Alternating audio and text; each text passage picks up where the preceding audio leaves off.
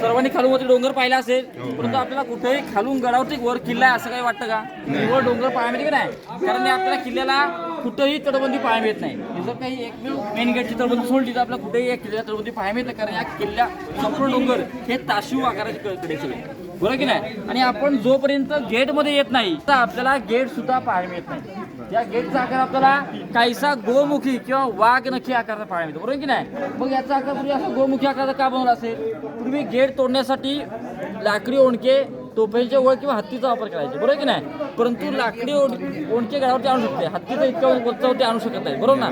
जर लाकडी ओंडके तोडायचं म्हटलं तर 4-5 ओंडके एकत्र बांधून त्याला जोरामध्ये स्पेस पाहिजे. कारण जोरात लांबून येऊन धावत त्याला हिट करावं लागतं, बरोबर की नाही? तरच त्या गेटला प्रेशर बनवणे गेट तुटेल. परंतु याला स्पेस नाही बघा, समोर गेट आहे आणि लगेच या ठिकाणी आडी भिंत आहे, येऊ नये म्हणून या गेटचा आकार आपल्याला काही गोमुखी किंवा वाघ नखी आकाराचा पाहायला मिळतो. आता आपल्याला समोर जो गेट पाहायला मिळतो हा गेट नवीन आहे. त्या गेटची प्रतिकृती 2016 मध्ये आर्किओलॉजिकल सर्वे पेंड्याने हा गेट नवीन बसवला आहे. म्हणजे पूर्वी गेट जळून गेला हा तसा. याच्यावरती बघा समोर काही खेळ पाहायला मिळतात. लाकडी ओंडके इथपर्यंत आणले तरी पण त्यात तोडताना त्या गेटवर प्रेशर पडू नये म्हणून वरती खेळ असायचे. आणि याच्या खाली एक छोटा गेट आहे बघा, एक मोठा गेट आहे आणि एक छोटा गेट आहे. हा छोटा गेट म्हणजे दिंडी गेट किंवा चोर दिंडी असं म्हणतात. म्हणजे जर का गडावरती काही कार्यक्रम असेल किंवा राजांची पालखी वगैरे आली तरच मोठा गेट ओपन करायचा. बाकी टायमात छोटा गेट चालू असायचा. मग छोटा गेटच का? जर का एखादा आपल्याला कोणी फितूर करून आला म्हणून सगळं सैनिक डायरेक्ट आपल्याला जाईल ना. मोठा गेट उघडा असेल तर शत्रू अडवून शक्य होणार नाही. छोटा गेट उघडा असेल तर शत्रू थांबवता येऊ शकतो. म्हणून हा छोटा गेट आपल्याला बाहेर द्या. त्या किल्ल्यांना असं छोटे गेट पाहायला मिळतात. याच्यावरती बघा आपल्याला दोन्ही बाजूला वरती दोन काही शिल्प पाहायला मिळतो. एक प्राणी आहे त्याच्या पायाखाली हत्ती एक पाहायला मिळतो, बरोबर की नाही?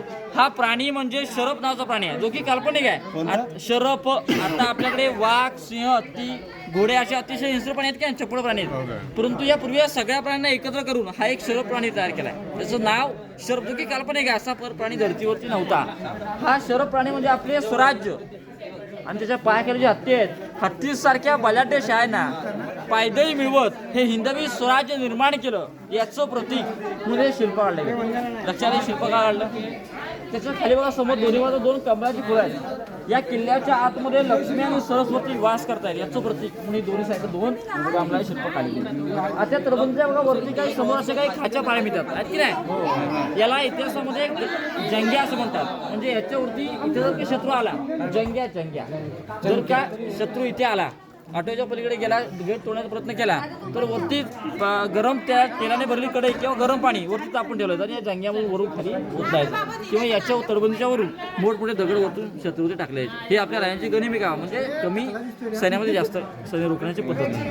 आता याच्या समोर आपल्याला दोन्ही साईडला दोन बुरुज पाहायला म्हणतात की नाही? याला जय आणि विजय बुरुज म्हणतात. जसं शिवगड होते ना तसेच बुरुज आज सुद्धा आपल्या महागडी सुरक्षेकरता आज सुद्धा पाहायला मिळतात. म्हणजे शिवगड तसे आज सुद्धा पाहायला मिळतात.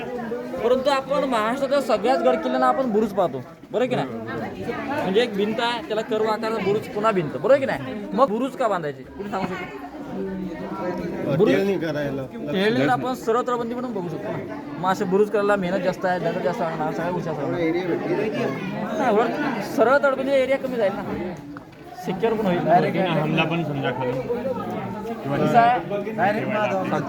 जर तटबंदी तोडायची म्हटली तर पूर्वी मोठमोठे तोफेच्या गोळ्याने हिट करायचे. जर तीच तटबंदी सरळ असेल आणि एकाच ठिकाणी 2-3 वेळेस गोळ्याने हिट केलं तर तटबंदी तुटणार, त्या प्रेशर बनणार नाही. कारण तो गोळा सरळ येऊन पूर्ण ताकदीने त्याच्यावरती आदळणार. सरफेस सपाट आहे आणि जर तीच भिंत कर्व असेल तर तो गोळा तिकडून आला हिट केला, कर्व असल्यामुळे तो गोळा स्लिप मारून निघणार. गोळ्याची ताकद कमी होणार, भिंतीची ताकद वाढणार. लक्षात आलं? हा आपल्या राजांचा गनिमिका म्हणजे तटबंदी ताकद. कारण बुरुजामध्ये आपले मावळे असायचे ना, स्वराज्यामध्ये सैन्य कमी होतं. सैन्याची ताकद जसं नैसर्गिक पद्धतीने सैन्याची ताकद वाढवायची. ही आपल्या राजांची गनिमिका टेक्निक आपल्या राजाने प्रत्येक ठिकाणी यूज केली आपल्याला पाहायला मिळते. म्हणून आपल्या राजाने ही बुरुज ही कन्सेप्ट हे आपल्याकडे पहिल्यांदा सुरू आहे. आता आपण याच्या पलीकडे जाऊन एंट्री तिकीट काढा. मग पुढे आपला नेक्स्ट पॉईंट हत्ती तलाव आहे ते पाहायला आता आपण सर्वजण पुढे जाऊ. इथे एंट्री तिकीट काढून घ्या. मग पुढे आपण पुढे काढले